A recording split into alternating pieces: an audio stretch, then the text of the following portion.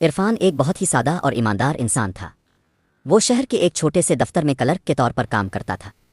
اس کی زندگی سادہ تھی لیکن اس کا ضمیر بہت صاف تھا۔ وہ ہمیشہ دوسروں کی مدد کرنے کے لیے تیار رہتا تھا اور اپنے کام کو پوری دیانتداری سے انجام دیتا تھا۔ ایک دوپہر بازار میں بہت چہل پہل تھی۔ اچانک ایک چمکتی ہوئی تیز رفتار گاڑی وہاں سے گزری۔ اس گاڑی کو طارق چلا رہا تھا، جو ایک امیر مگر بہت مغرور تاجر تھا۔ لاپرواہی کی وجہ سے طارق کی گاڑی ایک غریب دکاندار اسلم کے ٹھیلے سے جا ٹکرائی۔ حادثہ دیکھ کر لوگ جمع ہو گئے لیکن طارق کی دولت کے روب کی وجہ سے کوئی کچھ نہ بولا۔ عرفان جو وہیں سے گزر رہا تھا فوراً آگے بڑھا۔ اس نے اسلم کو سہارا دیا اور زمین پر بکھرا ہوا سامان سمیٹنے میں اس کی مدد کرنے لگا۔ طارق گاڑی سے اترا اور الٹا اسلم پر چیخنے لگا۔ عرفان نے ہمت دکھائی اور طارق کی آنکھوں میں آنکھیں ڈال کر کہا، طارق صاحب، غلطی اب کی ہے، اب کو اس غریب کا نقصان پورا کرنا چاہیے اور معافی مانگنی چاہیے۔ طارق نے طنزیہ ہنستے ہوئے کہا کہ عرفان جیسے لوگ اس کی گاڑی کے شیشے کی قیمت بھی نہیں جانتے۔ اس شام جب عرفان گھر پہنچا تو اس کی بیٹی نائلہ، جو ایک سکول ٹیچر تھی، کچھ اداس تھی۔ اس نے بتایا کہ آج جب اس نے بچوں سے پوچھا کہ وہ بڑے ہو کر کیا بننا چاہتے ہیں تو سب نے کہا امیر آدمی۔ کسی نے بھی اچھا آدمی بننے کی خواہش ظاہر نہیں کی۔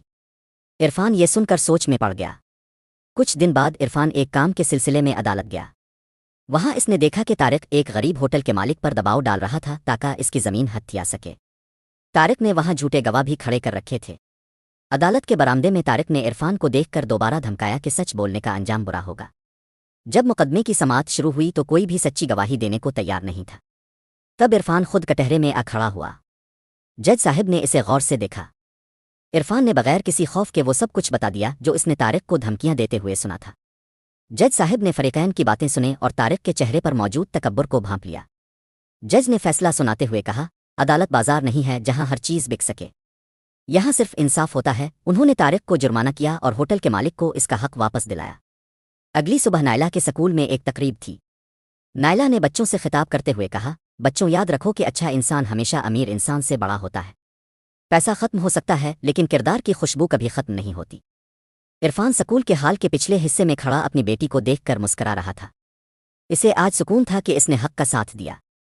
اسے سمجھ آ گیا تھا کہ اصل دولت وہ نہیں جو بینکوں میں ہو، بلکہ وہ ہے جس سے انسان سر اٹھا کر جی سکے۔